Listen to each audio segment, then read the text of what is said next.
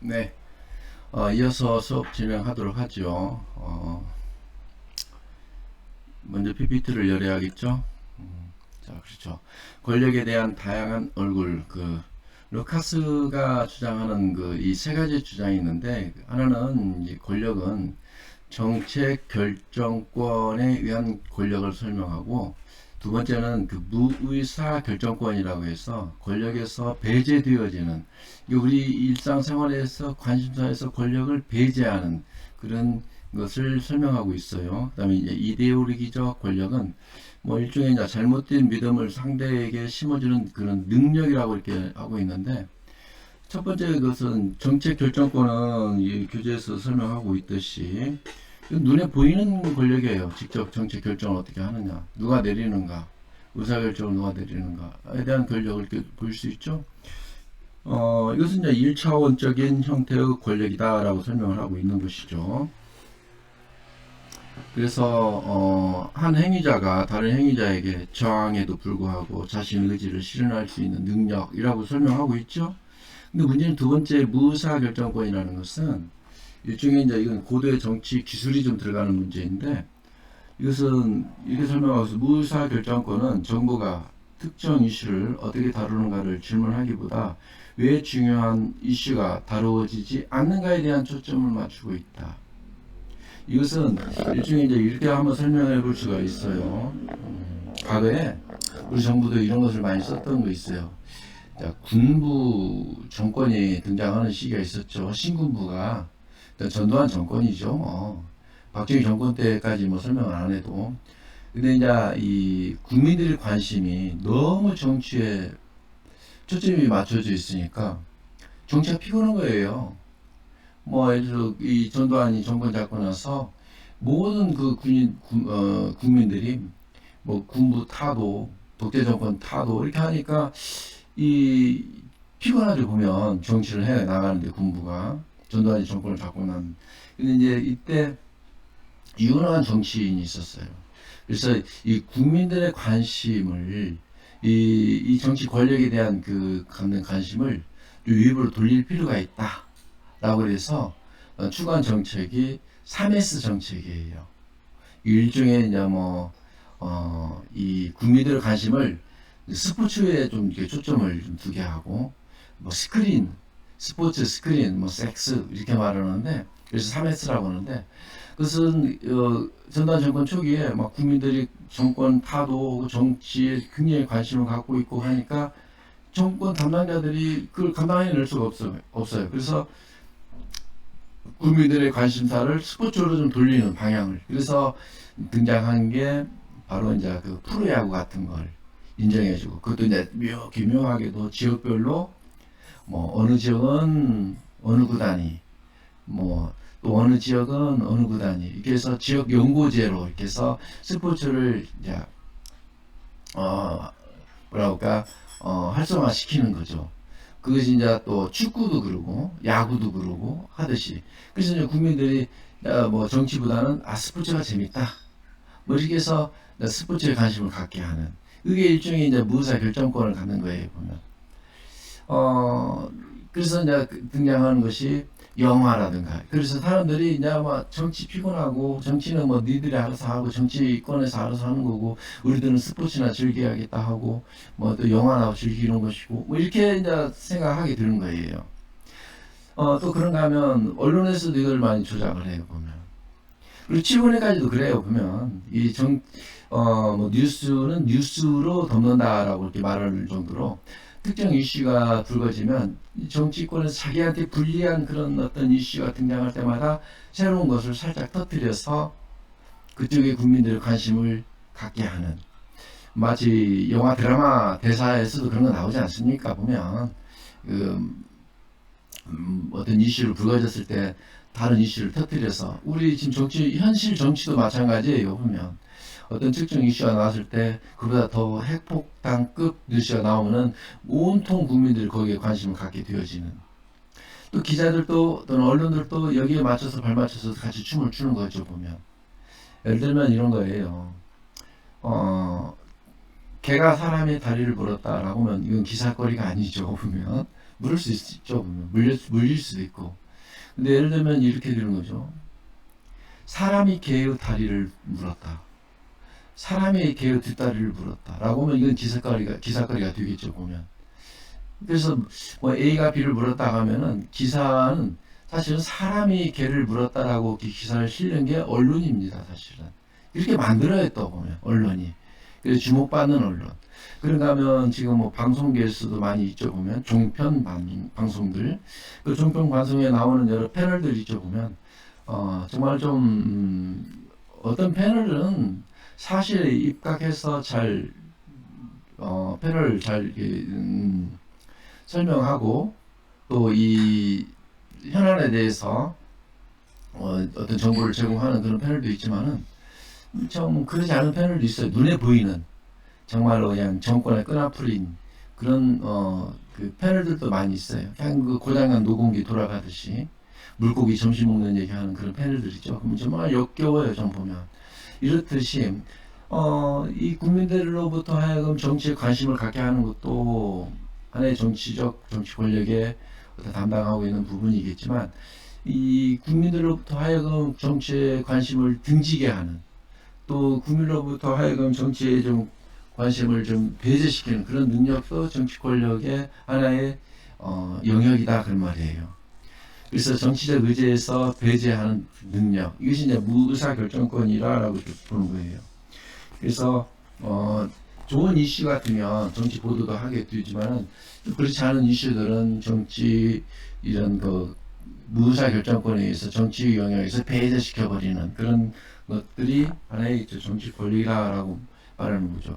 그 다음에 이제 이데올로기적 권력인데 잘못된 믿음을 상대에게 심어주는 능력. 이것도 이제 정치 권력의 하나의 얼굴이라고 말하고 있는데, 이데올로기 그런 정향들은 뭐, 우리가 우리 한국 사회가 그 중심에 있어요, 보면.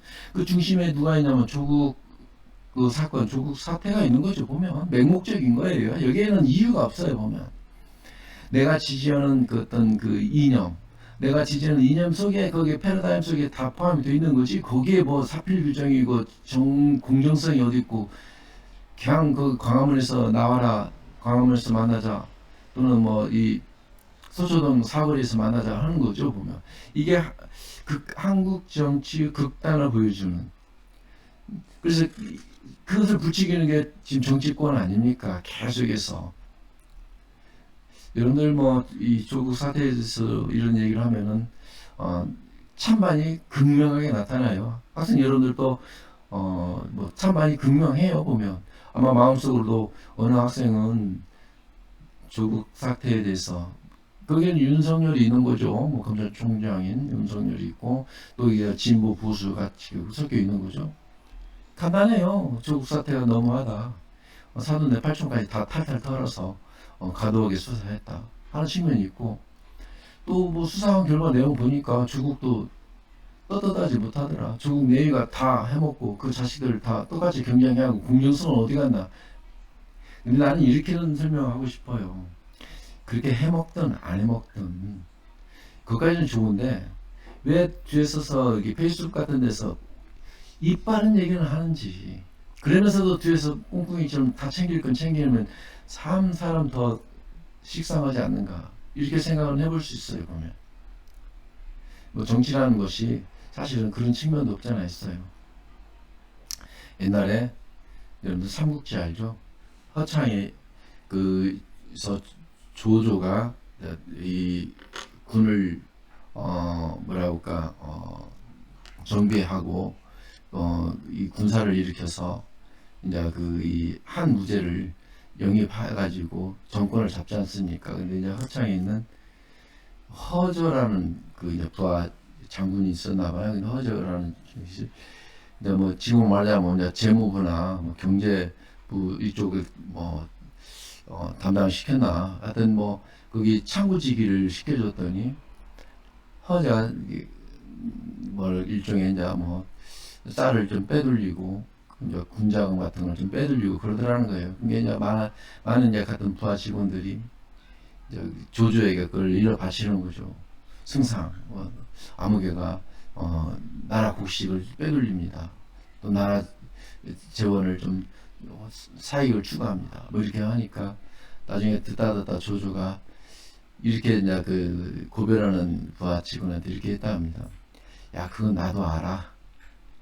응? 나도 알고 있는 내용이다. 하지만 그 허재라는 그 친구는 저 해먹기 바쁘니까 남들 해먹는 건 다 막지 않냐. 응? 이렇게 말을 했다고 하는데 지금 뭐 사실 그래 보면 이 정치라는 것이 부패하다 보면 요리 빼먹고 저리 빼먹고 다 해먹는 거 아닙니까? 사실은 지금 뭐 논란이 되고 있는 어느 지금 대통령 후보가 하고 있는 성남시에서 이루어졌던 뭐지죠? 대성동 사건인가 그것도 엄격하게 보면은 어떻게 1000배의 이윤을 3억 5천 투자해갖고 4천억을 이윤을 챙기는 이게 한국 사회 법적으로는 10원 한 장 받지 않았다고 하지만은 이게 법적으로 할 얘기인가 라는 이렇게 생각을 해봅니다. 그런가 하면 누가 몇백억 갖다 둔 그 지분으로 투자해서 그 몇십만 배를 이 수익을 챙기는 이 한국 현실 이런 것들이 과연 그럼에도 불구하고 우리는 이데올로기적인 어떤 편향, 이데올로기적 권향에서 잘못된 믿음을 계속해서 그래도 그 후보자가 대통령 돼야 한다고 하고 있고 그 대통령은 앞으로 자기가 대통령 되면 성남시 같은 대성동 같은 그런 어떤 주택 택지 개발을 전국적으로 하겠다는 거 아닙니까? 그러면 자기가 특정 지역에 있는 그 지역을 다 이렇게 성남시처럼 한다면은 그 수혜자는 참 땅 짓고 헤엄치기고 참 좋죠. 뭐 1000배의 이율을 챙길 수 있으면. 근데 거기에서 이제 주택의 분양금이 올라가고 높은 이율로 상가를 임대받아야 하고 또 분양받아야 하는 그런 상가 입주자들은 또 그 부담을 n분의 1로 다 부담을 해야 하고 이게 한국의 어떤 정치 권력의 현실이지 않는가. 이게 루카스가 말하는 이 정치 권력의 다양한 얼굴은 한국 정치를 보면 극명하게 나타나요. 그래서 과거에 뭐 이번 대통령 선거는 아니지만 지난번 대통령 선거가 있었죠. 그때 영국의 그 주한 영국 대사는 자기 임기가 뭐 12월 이전에 이제 끝났는데 한국 정치의 이 선거 이 과정이 너무 다이나믹하고 너무 역동적이어서 그때는 이제 박근혜 대통령 선거운동 기간이었겠죠. 그래서 자기가 임기를 연장해서 한국 정치 이 대통령 선거 이 과정을 직접 자기가 체험하고 싶다 해서 대사 임기까지 연장했던 그런 대사가 있어요. 특히 이 미국이나 유럽적 관점에서 한국 정치를 바라보면 한국 정치는 역동성이 있다고 그럽니다. 다이나믹하다고 그래요. 보면 사실 그렇지 않습니까? 뭐 대통령 후보도 뭐 그냥 수십 명씩 나오는 것부터가 이례적이고 뭐 열 몇 명씩 나오지 않습니까? 다 대통령 하겠다고. 그런 것도 문제가 되어지고 그런가 하면 또 최종 결선에서도 이 대통령 선거가 이루어지는 거 보면은 이약 집산하고 막판까지도 그 변수가 예측 불허하고 하는 것들을 보면 서구적 관점에서 또 미국적 시각에서 보면은 한국 정치는 정말 다이나믹한 그런 정말 흥미진진한 그런 정치라고 이렇게 말할 수 있다는 거죠. 그래서 이제 그 설명한 내용도 있는데 자, 모르겠어요. 구조로서의 권력 이제 설명하고 있죠. 사회 구조가 개인에게 미치는 영향, 사회 구조가 개인의 행동에 어떠한 영향을 미치는가. 이것은 조금 이제 이론적으로 들어가야 하는 부분이기도 해요. 그래서 좀 깊이 들어가야 하는 문제인데 나중에 이제 뭐 국가론이나 이런 걸 설명할 때 그래서 알투세라든가 또는 프란차스라든가 밀리반드 이런 이 정치 구조주의자들이 주장하는 정치를 설명해야 할 필요가 있는 부분이에요. 그래서 이제 좀 간단히 여서는 이런 구조로서의 권력이 있다는 것만 여러분들이 이해하고요. 그 다음에 보면 교재에 나온 푸코 원형 과목 보이지 않는 권력이라고 있죠. 1984년인가요? 85년 이때 이제 푸코가 이제 여러 가지 글을 저서를 통해서 이 현대인들이 사실은 이때가 이제 그 산업사회에서 정보사회로 넘어오는 그 징후가 보이는 그런 시점에서 정보사회가 심화되어지면서 우리가 하나의 이 정보 감시 체제에서 일반 국민들, 시민들이 살아가는 그런 것을 뭐라고까 좀 비유해서 설명한 거예요. 보면 사실은 이게 어떻게 보면 빅 브라더, 리틀 브라더, 리틀 시스터라고 하죠. 일종의 이제 국가가 모든 시민들을 감시하는, 지금 뭐 우리 사회에서 CCTV가 없는 그런 지역이 있나요? 심지어는 어떤 그 개인 상가만 들어가더라도 또 뭐 어디 그 커피숍만 들어가더라도 CCTV가 다 있고 그러지 않습니까? 그런가 하면 또 리틀 시스터 같은 경우는 우리가 마트에서 물건을 하나만 사더라도 다 적립해 준다는 조건으로, 뭐 적립이라고 해야 뭐 얼마 되지도 않죠. 뭐 0.05%인가 0.5%인가 적립이니까 뭐 얼마 지사에 얼마 적립이 되는지 모르겠지만, 이런 것들이 일종의 이제 기업이 모든 소비자들의 소비 행태를 감시하는, 그래서 이제 이것을 빅데이터로 분석하면은 그 사람의 행태가 나오는 거죠. 소비 행태. 그리고 소비 행태뿐만 아니라 거기서 나오는 여기 소득 정도도 알 수 있고, 그 사람의 성향도 파악할 수 있고, 그런 걸 위해서 그 사람에게 맞는 맞춤 서비스를 제공한다는 거지만, 사실은 소비자 입장에서 또는 국민적 입장에서 보면 내가 누구로부터 감시되어진다는 것이 유쾌한 일은 아니죠. 보면 지금 이 모든 것이 빅브라더 체제로 가고 있는 거 아닙니까?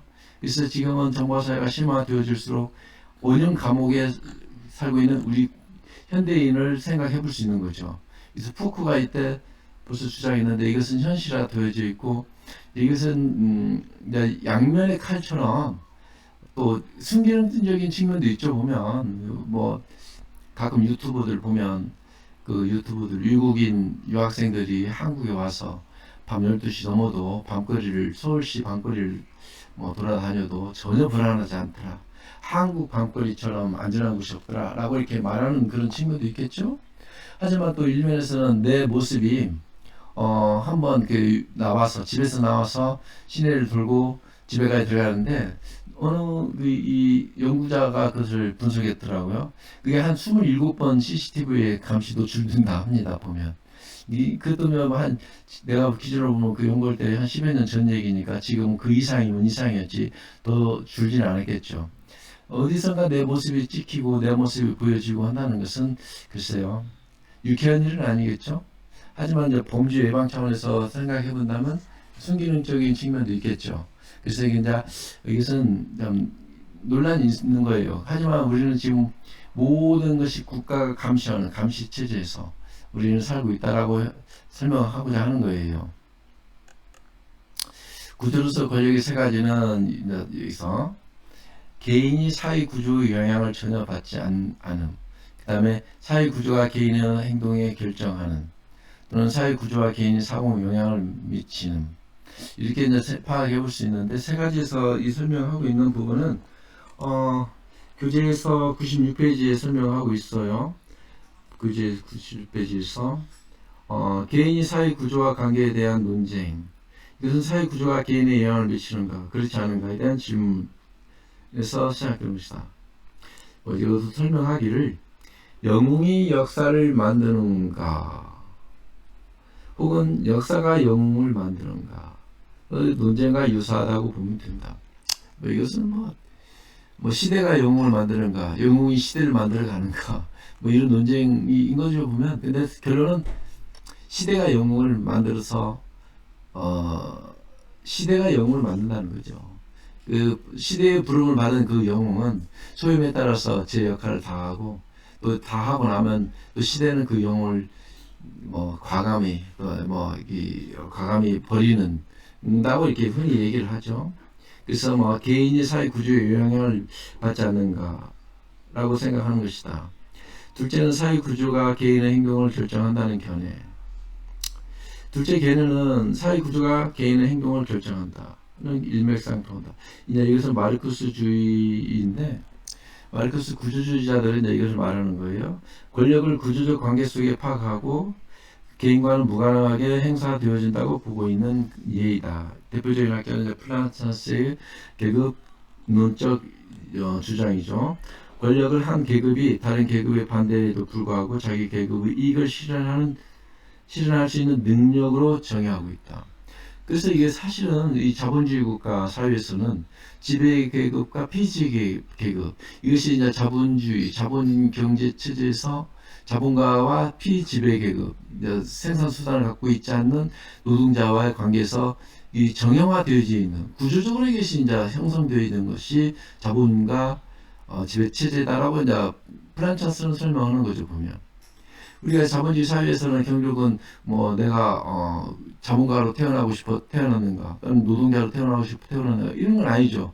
구조적으로 맞물려 있어서 누군가는 자본가가 되고 누군가는 생산자가 되고 노동자가 되어지고 이 구조를 맞물려서 지배자와 피지배자와의 관계로 그냥 결정되어지는 결정론적 시각이에요. 보면 그런 차원에서 보는 것이고, 그다음에 서로 영향을 주고받고 한다는 것이 이제 그 네오 마르크스주의자들이고 또는 이게 포스트 모더니스트들이 주장하는 거죠. 보면 이 포스트 모더니스트들은 사실은 개인과 상호와 사회 구조와 관계는 서로 상호 영향을 미치는 것이죠. 근데 이제 이런 것들이 조금 더 깊이 들어가면 포스트 모더니스트까지 들어가면은 권력이 아니라 사회 구조를 다시 파악해야 하는 문제니까 다시 좀 나와서 또 이제 권력과 맞춰서 조금 이제 또 수업을 진행하고 수업을 마칠까 합니다. 정치 권력의 특징은 크게 한 네 가지로 이제 파악해 볼 수 있어요. 첫째는 뭐 일반성, 뭐 잔존성, 통합성, 강제성 이 네 가지 이렇게 보이죠? 설명이 되어 있죠? PPT에 설명이 되어 있죠? 보면 일반성은 일반적인 거예요.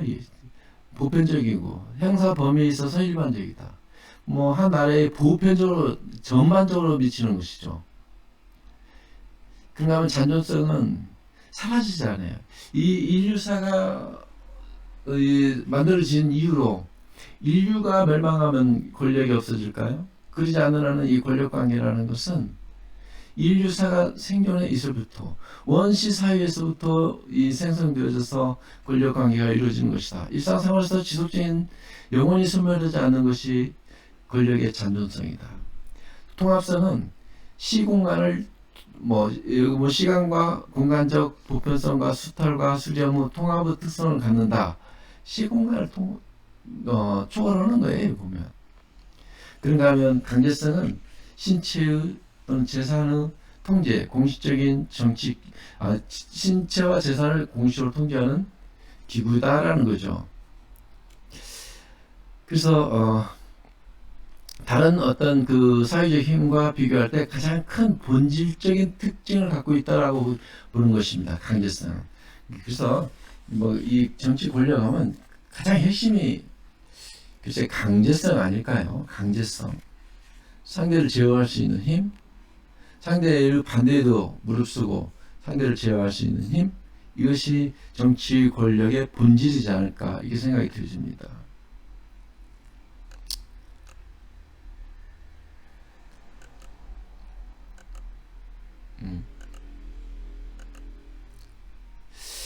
그 다음에 정치 권력의 발동을 한번 볼까요? 좀 이것만 하고 간단히 하고 여러분들 빨리 마치도록 하겠습니다. 글쎄 이제 가장 그 정치 권력을 행사하는 데 있어서 고도의 기술을 필요하는 부분이겠죠. 그런가 하면 정치 권력을 잘 행사하는 사람은 마치 갑옷 속에 들어있는 칼처럼 칼을 한 번도 휘두르지 않고 정치 권력을 행사하는 그런 기술, 그런 테크니컬이 가장 훌륭한 정치 권력인 거죠. 보면 정말 정치 권력을 행사하는지 않는지 모를 정도로 가장 원초적인 그 정치 권력을 행사하는 것은 칼을 뽑아서 휘두르는 거겠죠. 보면 그래서 이 정치 권력을 발동하는데도 제 수단이 있어요. 보면 1차적으로는 설득적 방법이 있겠죠. 뭐 우리가 이제 권좌에 있으면 권좌에 따라서 모든 국민들이 자기 의지대로 뜻대로 이렇게 따라와 주는 건 아니죠. 반드시 반대 세력이 생성되고 또 반대파가 형성되겠죠. 보면 그들을 어떻게 하겠습니까? 무력으로만 통제력으로 제어할 수 있는 정치 권력을 발동시켜서 매번 칼을 휘두르야 하겠습니까? 그러지 않죠. 설득력 있는 방법으로 합리적으로 설득하고 또 이제 거기에 같이 보상도 해주고 뭐 하는 거겠죠. 뭐 예를 들면 지배자가 가치를 분배하는데 공평성 또 정당성을 확보하는 것이고 이익 지향의 대립성의 문제가 생기는 것이다. 지배와 재수단에서. 그래서 여기 보면 지배와 복종 관계에서 보면은 자발적으로 복종을 유도하는 것. 이것이 가장, 여기에는 이제 뭐 합리적인 설득, 이게 이제 주요하겠고, 두 번째는 이제 공평성, 정당성을 확보하는 것. 세 번째는 이제 이익지향 대립성을 문제인데, 이것은 어떤 한쪽의 희생, 또 이익을 누리는 것으로 볼 수 있는데, 우리가 이제 뭐 무한한 절대 권력을 행사하고 싶어 하지만, 사실은 피지배는 또 이어서 무한 권력으로부터 또는 그 저항하고 싶어하는 그런 심리가 형성이 되어지는 거죠. 대립되어지고. 그래서 사실은 정치 권력을 발동하는데, 사실은 타협의 정신, 타협의 의지가 항상 내포되어 있어야 하는 건 사실입니다. 그래서 우리 여기서 보면, 정치하는 사람들 보면 뭐가 있냐면, 의 경험이 없는 분들이 지금 대통령 출마하고 있죠. 보면 꼭 의의 경험이 있어야 대통령이 되어야만 하는 건 아니지만, 사실은 민주주의는 의회 민주주의라 말할 수 있어요. 대통령 민주주의라는 말은 들어보지 못했어요. 보면. 그래서 어떤 그 의사결정을 하고 그 이 의사결정대로 어떤 정치 제도를 추진해내는 데는 국민적 합의를 이루어내는 것이 의회 아닙니까? 의회 경험이 없는 분이 대통령이 되면은 사실은 좀 문제가 있을 수 있다라고 나는 말할 수 있겠어요. 의회가 항상 시끄러우죠. 보면 시끄럽고, 시끄러움에도 불구하고 민주주의가 시끄러운 거예요. 거기서 서로 이해관계를, 상충되는 이해관계를 조정하고 타협하고 서로 협력해내는 것이 민주주의죠. 보면. 근데 민주주의 의회 경험이 없는 분이 대통령이 된다면 그냥 밀어붙이지 않을까. 그럴 때 이제 그 폐해는 사실상은 모든 그 국민의 몫이 되지 않는가, 이렇게 생각이 들으시죠. 보면. 그래서 사실은 이 정치 권력을 행사하는 제 수단으로 다시 돌아와서, 지배의 제 수단, 설득적 방법, 강제적 방법. 설득은 방법은 합리적인 설득, 그다음에 강제적 방법은 가치 박탈하는 거죠. 보면 합리적 설득 방법에는 상대방이 동의를 구하면 되는 거죠. 동의를 구하는 방법에는 여러 제 수단이 있지만, 전통적 관습에 의한 설득이 있고, 가치 부여에 의한 설득이 있을 수 있죠. 보면 뭐 신념 체계라든가 정치 상징이라든가 정치 의식, 이런 걸 총동원해서 우리가 뭐 가장 이제 우리 사회는 주요한 수단이 이념이에요. 가치 대립. 그냥 어느 한편의 이념에 서면 뭐 50%는 먹는 거죠. 보면 그냥 50%는 내 지지 기반이 되는 거예요. 보면.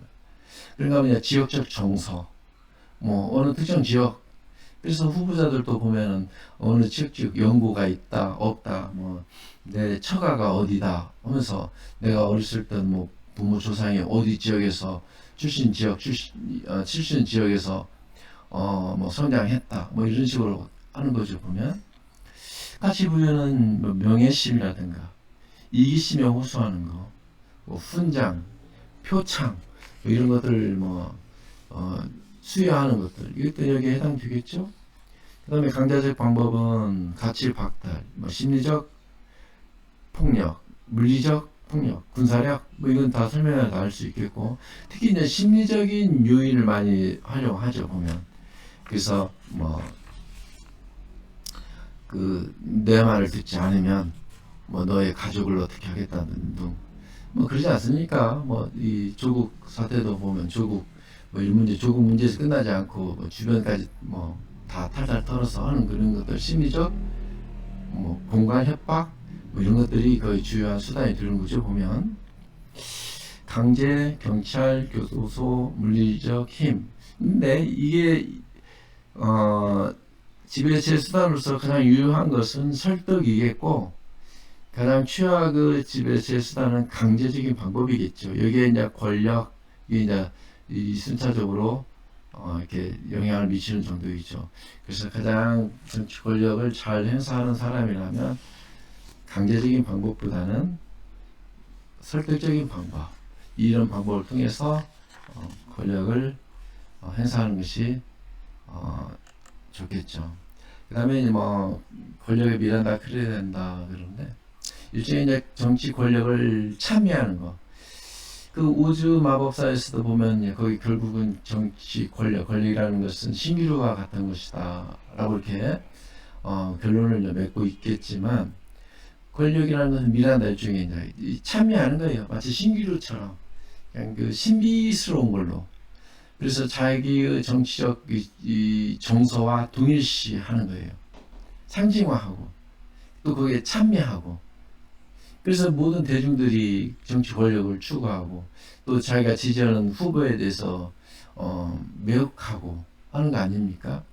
시원하다, 뭐 짠하다, 뭐 이렇게 하고 하는 것들은 일종의 권력에 대한 미란다 측면에서 설명할 수 있죠. 그래서 거기에 진리와 충성을 획득하고 강화하는 기능을 대행하는 거.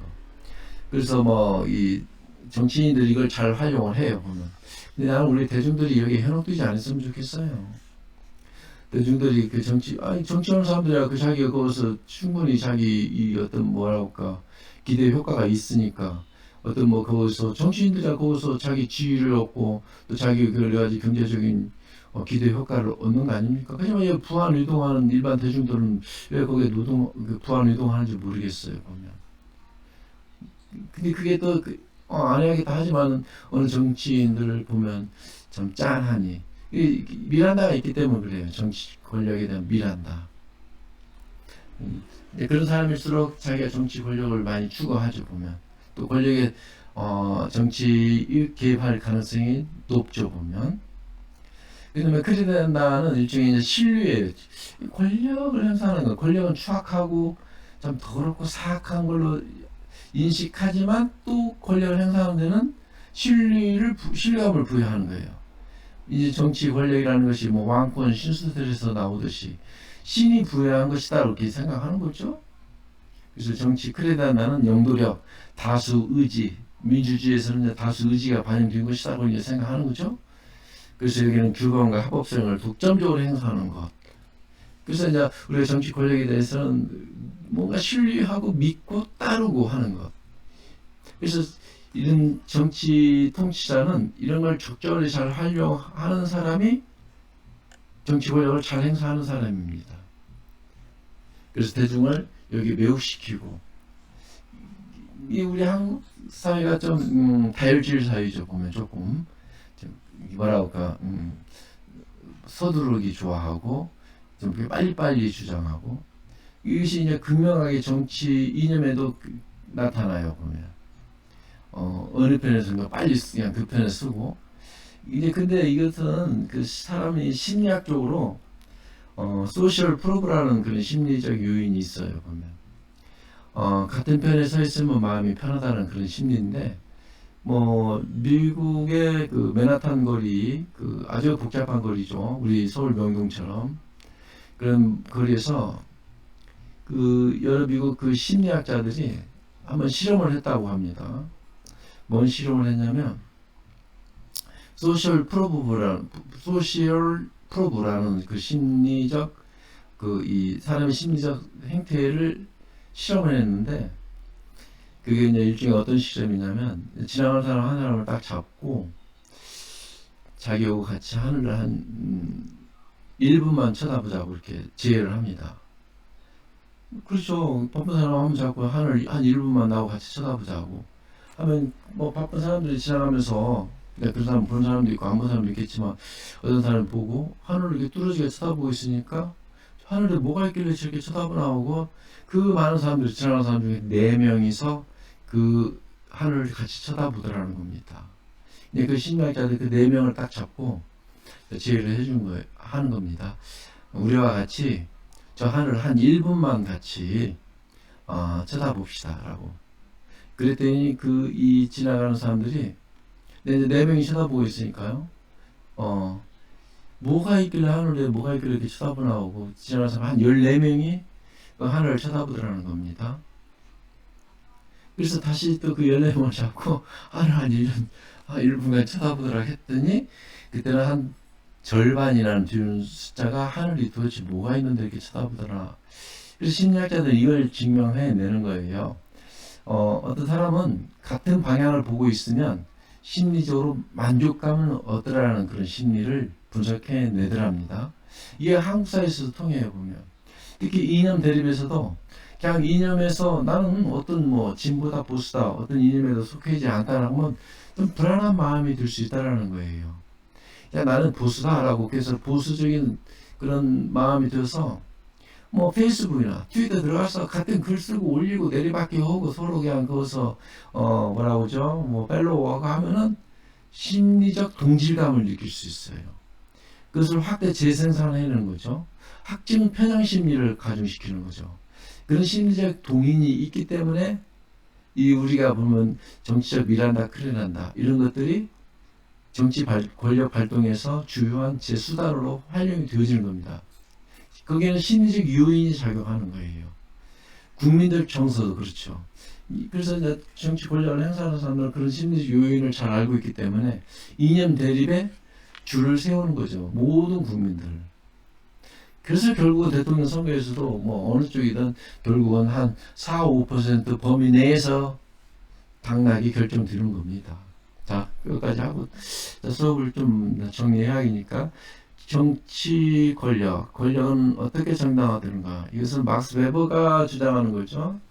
이것은 이제 베버가 18세기 후반에서 19세기죠. 19세기 초에 이제 모든 세계 국가들을 이제 비교해 보니까 세 분류로 나눠지더라는 거죠. 국가 지배 체제가 보면 전통적 권위 지배 체제가 있고 법적 합리성 지배 체제가 있고 카리스마적 지배 체제가 있다는 겁니다. 전통적 권위 체제라는 것은 뭐 전통 관습, 전통과 관습에 의해서 이루어지는 왕조 체제 같은 이런 나라들, 뭐 예를 들면 그 아프리카 같은 그런 왕조 국가 같은 나라들 있죠. 그다음에 저기 중동에 있는 뭐 사우디아라비아 이런 같은 나라들 왕이 직접 정치하는 그런 나라들 있지 않습니까? 네, 그런 미분화된 전 근대 사회의 그런 모습을 보이고 있더라는 거죠. 역시 가부장적 군주제 역할을 하고, 그러니까 왕조 국가 같은 나라들이 있고 법적 합리성이라고 하죠. 합리적 지배 체제라는 것은 법 제도 절차 안에서 지배해주는 합리적 의사결정이라고 말하는데, 이것은 서유럽 국가 같은 나라들, 그런 나라들이 뭐 헌법이 있고 헌법 하에서 모든 그 통치를 하는 법적 합리성에 의해서 지배하는 체제, 이제 뭐 미국 같은 나라 또는 뭐 서유럽 같은 나라, 그런 나라들이라고 이렇게 이제 막스 베버는 주장하는 거죠. 그다음에 카리스마적 지배 체제라는 것은 뭐 초인간적인 자질과 지도자의 신비한 힘에 의해서 지배 체제를 이루는 나라, 인간의 비범한 능력에 의해서 지배하는 나라, 일종의 뭐 독재 국가 나라들이죠. 뭐 독일의 나치, 이탈리아의 무솔리니 같은, 또 북한의 뭐 김정일, 김정은, 뭐 김일성 같은 그런 지배 체제를 말하겠죠. 지금은 아마 중국의 시진핑 같은 그런 지배 체제를 여기에 해당된다고 말할 수 있겠죠. 이런 나라들은 한 나라를 지배하는데 한 사람의 그 퍼스널리티, 캐릭터, 그 카리스마적인 캐릭터에 의해서 지배를 하는 그런 나라들이 여기에 해당된다고 이제 설명해 볼 수 있겠습니다. 정치 권력을 정당화하는 방법, 그렇죠? 이제 두 가지 측면에서 바라볼 수 있는데, 정치 체제는 다양한 방법을 동원하여 불평등한 분배를 정당화시키고 있다. 이거 우리 한국 사회에서 꼭 반문해 볼 필요가 있는 거죠. 과연 다양한 방법을 통해서 불평등한 분배를 정당화시키고 있나? 이론적인 측면에서는 이렇게 정당화시키고 있다고 설명할 수 있겠지만, 이거 한국 현실에서 보면 그러지 않죠. 정당화시키고 있다. 불평등한 분배를 정당화시키고 있다.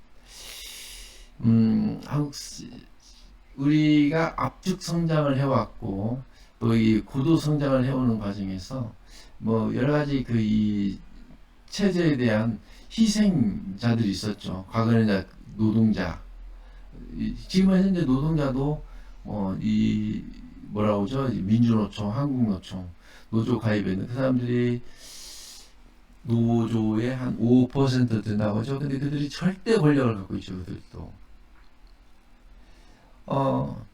정말 이 한국 과거에는 이제 뭐 노동자는 피해자들이고, 또 노동 여러 가지 이제 악법들을 개선하고, 그들을 위한 정책을 좀 취하고, 또 그런가 하면 일반 국민들도 소시민들도 마찬가지예요. 코로나19로 인한 그 이 소상공인들 이런 문제들도 여기에 대입해 볼 필요가 있는 거죠, 보면. 하여튼 좀 뭐 그런 좀 사변적인 거고 좀 어, 여러분들에게도 질문해 볼 필요가 있는 부분이지만 이렇게 이 정도 하고 넘어가고요. 현대 민주주의 국가에서는 법적 합리적 권위를 바탕으로 지도자를 충원하고 있다. 이건 뭐 그렇죠. 법적 합리적 권위. 근데 이게 이제 이건 수사적인 표현이죠. 이것은 뭐 정치 선전, 이미지 정치, 프로파간다 또는 정치적 어떤 그 이미지 메이킹 이런 거에 의해서 또는 정치적 수사 이런 걸 통해서 우리는 대표자가 선출되지 않는가. 사실은 우리가 대표자를 선출한다고 하고 있지만은 그러지 않죠. 사실 대표자는 누가 선출합니까? 여러분들 이렇게 비유해 볼까요? 생선을 이 시장에서 사는데 소비자가 생선을 고릅니까? 그러지 않죠. 결국은 생선 가격의 주인이 내놓는 생선만 우리는 구매를 하는 거이죠, 보면. 그러지 않습니까? 사실은 우리가 정치 지도자를 선발하는데도 보면 그 특정 정당에서 내놓는 후보자들만 선출하는 거지 우리가 뭐 특정 아무개를 직접 뽑는 건 아니지 않습니까? 그 주어진 생선 가게의 주인이 내놓는 생선 그 생선에서만 우리가 골라야 하는 거지 아닙니까? 그래서 이 좋은 생선이냐 좋지 않은 생선이냐는 생선 가게의 주인이 더 잘 알고 있겠죠. 사실 뭐 비유하면 그런 거죠. 보면 우리 현실 정치도 마찬가지. 보면 뭐 그 어느 정당에서 내놓는 후보자를 어쩔 수 없이 선출해야 하는 그런 문제인 거죠. 보면 뭐 사실 법적 합리적 권위를 바탕으로 지도를 충원한다. 합리적 절차라는 것은 이제 선거를 통한 정당성 확보이다라고 설명할 수 있는데, 그래서 이제 그래서 당선된 사람은 정당성이 확보되어지는 거죠. 그래서 그만한 권위를 갖고 권력을 행사하는 거 아니겠습니까? 자, 좋습니다. 뭐 이 정도 하고요. 이걸로서 뭐 정치 권력에 대해서 이제 마무리를 하고,